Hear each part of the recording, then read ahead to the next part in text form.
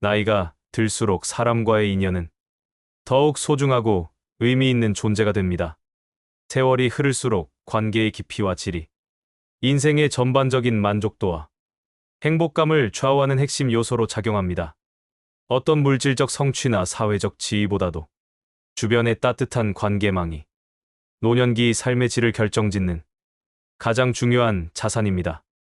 젊었을 때는 직장, 모임, 우연한 만남을 통해 사람들을 쉽게 만나고 다양한 관계를 자연스럽게 넓혀갈 수 있지만 나이가 들면 인간관계의 폭 점점 좁아지고 새로운 관계 형성이 어려워지는 것을 누구나 경험하게 됩니다. 퇴직 후에는 사회적 역할과 책임이 줄어들면서 사람들과의 접점이 감소하고 건강 문제나 생활 패턴의 변화로 친구나 지인들과의 만남도 예전처럼 활발하지 않게 됩니다. 이때부터 삶의 양상이 크게 달라집니다. 누군가는 점점 고립감에 익숙해지고 혼자 있는 시간을 당연하게 받아들이는 반면 또 다른 누군가는 나이가 들어도 여전히 주변에 좋은 사람들이 끊이지 않고 따뜻한 관계를 이어가며 활력 있는 삶을 살아갑니다. 그런 사람을 보면 자연스럽게 인복이 참 많다는 말이 나옵니다.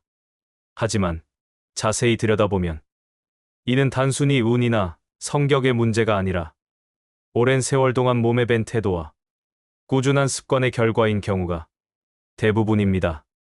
이런 사람들은 특별히 유명인이나 리더가 아니어도 주변에 자연스럽게 사람들이 모이고 세월이 흘러도 신뢰와 존중을 받으며 따뜻한 인간관계를 유지합니다.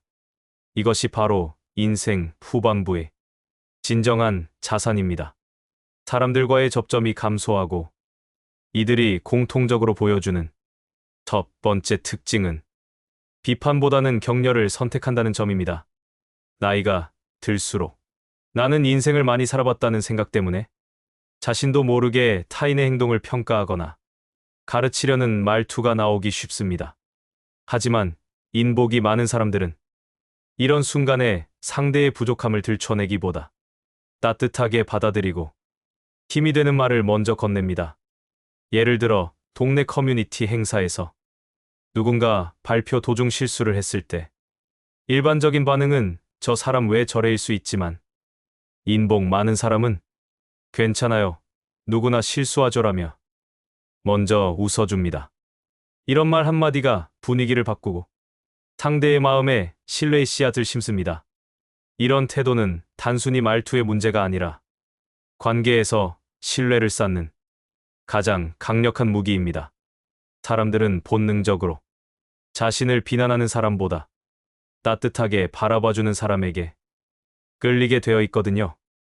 혼자 있는 시간을 당연하게 받아들이는 반면 두 번째는 배우려는 자세를 잃지 않는다는 것입니다. 나이가 들면 이제 웬만한 건 다 안다는 생각에 새로운 것을 받아들이는데 점점 소극적이 됩니다. 하지만 인복이 많은 사람들은 정반대입니다. 자신의 한계를 인정하고 언제나 열린 마음으로 배우려 합니다. 젊은 세대에게 기술을 배우는 걸 부끄러워하지 않고 새로운 문화나 변화에도 유연하게 적응하려고 노력합니다. 예를 들어 요즘 60대 어르신들 중엔 스마트폰으로 영상 편집이나 SNS를 배우는 분들이 많습니다. 처음엔 나는 그런 거 못해 하다가도 옆에서 알려주는 젊은이의 말에 귀 기울이고 배우려는 모습을 보이면 그 자체로 존경과 호감을 얻게 됩니다. 겸손한 태도는 세대의 벽을 허무는 가장 강력한 열쇠입니다. 세 번째는 타인의 행복을 진심으로 축하할 줄 안다는 점입니다. 나이가 들수록 사람은 자연스럽게 자신의 과거와 타인의 현재를 비교하게 됩니다. 나는 저 나이에 저런 건 못했는데 내 인생은 저 사람만큼 빛나지 않았지. 이런 마음이 스멀스멀 올라올 때가 많죠. 하지만 인복이 많은 사람들은 타인의 성공과 기쁨을 질투가 아닌 축하로 대합니다. 와, 정말 대단하다. 너라서 가능했어. 이런 말 한마디가 상대의 마음에 깊이 남습니다. 타인의 성취를 진심으로 기뻐해 줄 수 있는 사람은 내면에 여유와 평화가 있는 사람입니다. 그런 사람에게는 자연스럽게 사람들이 모이고 관계의 끈도 단단해집니다. 네 번째는 허세를 부리지 않고 진솔함을 선택한다는 점입니다.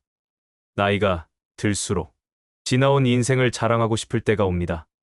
하지만 인복이 많은 사람들은 과장하거나 꾸미려 하기보다 있는 그대로의 자신을 보여줍니다. 나는 사실 그때 많이 힘들었어. 성공도 있었지만 실패도 꽤 많았지.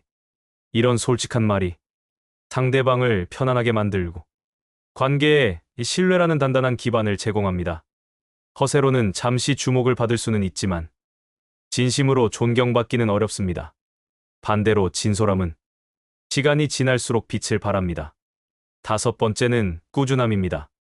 관계는 한 번의 이벤트로 만들어지는 게 아니라 작은 관심이 오랜 시간 쌓여서 단단해집니다. 특별한 날에만 연락하는 게 아니라 문득 생각날 때 잘 지내? 한마디 건네는 것. 연락이 끊긴 지인을 먼저 찾아가 안부를 묻는 것. 이런 작고 성실한 행동들이 관계의 불씨를 꺼지지 않게 만듭니다. 이 다섯 가지는 거창한 기술이 아닙니다. 하지만 세월이 쌓일수록 이런 작고 따뜻한 태도들이 결국 인복이라는 큰 자산으로 돌아옵니다. 우리는 모두 나이가 들수록 돈이나 지위보다 관계의 힘이 삶의 질을 좌우한다는 걸 실감하게 됩니다. 따뜻한 인연이 있는 사람은 표정부터 다르고 삶의 리듬 자체가 다릅니다. 이제 당신의 인생 후반전에도 이 다섯 가지를 천천히 실천해 보세요. 누군가에게 먼저 다가가고 진심 어린 말을 건네고 작은 꾸준함을 쌓아가다 보면 어느새 주변에 따뜻한 사람들이 다시 모여 있을 겁니다.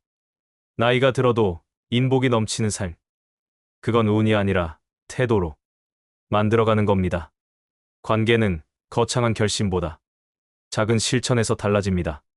오늘 마음에 떠오르는 한 사람에게 짧게 안부를 건네보면 어떨까요? 잘 지내지요? 요즘 건강은 좀 어떠세요?